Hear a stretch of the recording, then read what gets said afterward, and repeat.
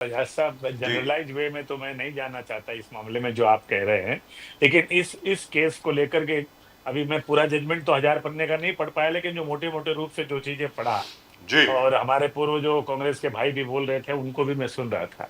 ठीक है, हर हर व्यक्ति को और हर केस में हार जीत होती है, उसको आगे अपील में जाने का, उसके आगे भी अपील में जाने का हक है। लेकिन कुछ जो मौलिक बातें होती हैं उसको हमें ध्यान में रखना चाहिए कि आज जो जजमेंट आया उसमें एनआईए कोर्ट के जो प्रमुख ऑब्जर्वेशन वो ये थे कि there were no substantial evidences जी। which were collected by the investigation agency initially.